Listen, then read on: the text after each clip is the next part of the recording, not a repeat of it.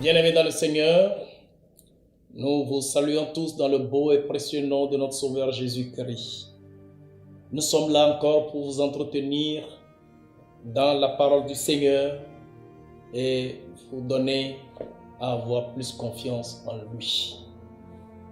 La Bible déclare que tous ceux qui se confient en l'Éternel, ils n'ont jamais honte. En ce moment particulier de notre monde, nous avons besoin de recourir beaucoup plus à Dieu, parce qu'il est le consommateur de toutes choses. Il est l'Éternel, le Dieu Tout-Puissant, celui qui a créé le ciel et la terre. La Bible déclare que tout ce qui est entre ses mains se trouve toujours en sécurité. Il est écrit dans Zacharie, le chapitre 1, du 3e au 4e verset, ce qui suit. Dis-leur donc, ainsi parle l'Éternel des armées. Revenez à moi, dit l'Éternel des armées, et je reviendrai à vous, dit l'Éternel des armées. Verset 4. Ne soyez pas comme vos pères, auxquels s'adressaient les premiers prophètes en disant, ainsi parle l'Éternel des armées, détournez-vous de vos mauvaises voies, de vos mauvaises actions. Mais ils n'écoutèrent pas. Ils ne firent pas attention à moi, dit l'Éternel. Chers frères et sœurs, la parole déclare que le peuple de Dieu, à un moment donné, a abandonné la voie de Dieu, s'est rebellé contre Dieu en pratiquant le péché, l'ignominie, tout ce qui n'est pas de nature à honorer Dieu. En adoptant dans leur comportement des vies contre nature, des situations qui ne valent même pas la peine d'être décrites. L'Éternel dit, celui qui brisera la muraille sera mordu par le serpent. Celui qui se laissera entraîner par le péché sera consumé par ma colère. Cette situation que nous vivons dans notre monde aujourd'hui est une situation très compliquée et que nous ne pouvons pas véritablement cerner, du moins pour le moment. Mais ce que nous savons, il s'agit d'une peste, d'une pandémie, comme l'OMS nous l'a dit d'ailleurs, qui ravage des vies, qui décime des milliers de personnes par jour et qui fait peur, tout naturellement.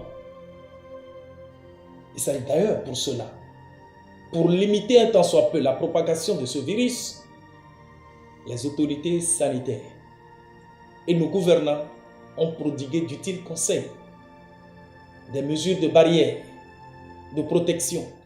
Mais est-ce suffisant vraiment? Est-ce que tout cela suffise vraiment pour venir à bout de cette pandémie? Sous d'autres cieux, les médecins, les infirmiers, le personnel soignant est débordé. Les autorités sont fatiguées. Et nous ne savons même pas quels sont les jours qui nous sont réservés demain. Mais laissez-moi vous dire, une chose est sûre. Quiconque se confie en l'Éternel trouve en lui son salut. Le péché n'entraîne que la malédiction. La peste, la famine, la mort sont des conséquences du péché. Nous ne voudrons pas dire que ceux qui meurent, c'est seulement eux qui ont péché. Non, une situation universelle qui englobe notre monde aujourd'hui et qui touche tous les continents. Chers frères et sœurs, comprenez que c'est une situation qui est au-dessus de l'homme. Et pour ce faire, l'homme sur la terre doit réfléchir plusieurs fois. Qu'est-ce qui nous arrive? Et où allons-nous? Qu'est-ce que demain sera fait? Tout ce que nous avons besoin de faire, c'est de nous repentir. Et nous repentir sincèrement, car des vies comme l'homosexualité, légalisées dans d'autres pays, comme mode de vie, des vies comme la bestialité, l'immoralité, la pédophilie, des mensonges, des vols, des fraudes, des comportements inhumains qu'on semble adopter comme norme de vie dans certaines localités. nous avons besoin de les abandonner. La Bible dit, de la même manière qu'au temps de Noé, les hommes buvaient, se mariaient leurs enfants et commettaient toute forme de péché, surtout l'homosexualité. De la même manière, lorsque le Fils de l'homme sera à la porte, des gens continueront pas à faire et pratiquer de ces genres de péchés. Jésus dit, dans Luc 21, au verset 11, parlant des signes précurseurs de son avènement, il dit ce qui suit. Il y aura de grands tremblements de terre et en divers lieux des pestes et des famines. Il y aura des phénomènes terribles et de grands signes dans le ciel. Pour nous chrétiens, cette situation n'est qu'un avertissement de l'Éternel à l'endroit de notre monde. Par rapport à deux choses. Un, que le monde se détourne de ses péchés. Que les grandes nations qui ont adopté ces phénomènes de vie ou ces manières de faire comme étant légales et que des soi-disant serviteurs de Dieu pratiquent même et acceptent dans des églises, qu'ils fassent attention, qu'ils abandonnent ces mauvaises voies et qu'ils laissent tomber ces mauvaises actions et qu'ils reviennent à Dieu.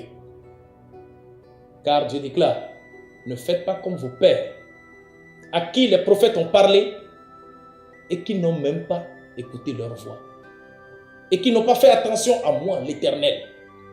En ce moment, faisons attention à l'Éternel et revenons à lui. Abandonnons nos péchés, il nous sauvera. Mais le deuxième avertissement que nous, chrétiens, comprenons dans cette affaire de pandémie, c'est que notre Seigneur Jésus est à la porte. Il revient bientôt. Il sera là pour enlever son église. Et l'événement ce jour, à l'enlèvement de l'église, sera plus catastrophique que le coronavirus que vous voyez aujourd'hui. Et nous disons encore, selon les Écritures, il y aura de plus graves qui arriveront demain. Des phénomènes terribles, dit la Bible, que nous pourrons aujourd'hui maîtriser. Si aujourd'hui, sur toutes les chaînes de radio, de télé, sur tous les réseaux sociaux, il n'est question que de coronavirus, comprenez qu'il y aura encore des phénomènes terribles qui dépasseront le coronavirus demain. Mais une chose est sûre, que vous croyez ou non, que le Seigneur Jésus revienne, c'est qu'il reviendra. Votre foi ni votre incrédulité ne changeront rien de cela. L'essentiel, c'est que vous abandonnez vos mauvaises voies et que vous reveniez à lui. Chers frères et sœurs chrétiens, c'est le moment où jamais nous devons lever nos regards vers l'Éternel et placer toute notre confiance en lui. Car dans Psaume 91, il a dit clairement, c'est moi qui te délivre. Il dit, c'est moi qui te protège. Avec mes plumes, il dit, parce que tu m'aimes, je te délivrerai. C'est lui qui a fait des promesses dignes de confiance. C'est le moment où jamais nous devons placer notre confiance en lui. Au lieu de nous cloîtrer dans le sac de la peur, non. Au lieu de nous vautrer dans l'angoisse et dans l'inquiétude totale, non. Nous avons plutôt besoin de revenir à l'Éternel et de placer notre confiance en lui, de nous recourir à son salut et de plaider la cause de l'humanité tout entière devant son trône. Nous devons prier. Que personne ne vous dise que ce n'est pas une affaire de prière, c'est plutôt aussi une affaire de prière. La science n'a qu'à faire ce qu'elle peut, mais la science a ses limites. Et quel que soit le génie de notre savoir-faire, l'Éternel est au-dessus de tout cela. Continuons par élever la voix en faveur de toute l'humanité. Plaidons leur cause devant le trône de l'Éternel. Il nous enverra sa pitié. Il aura recours de sa miséricorde. Il se souviendra et sa colère sera apaisée. Prions pour notre humanité et faisons confiance à l'Éternel. Gardons la foi et que rien ne puisse nous bousculer. Non, mais reconnaissons également que Jésus revient bientôt. Le temps de notre délivrance, le temps de notre salut, le temps de notre départ pour la cité céleste n'est plus loin. C'est très proche.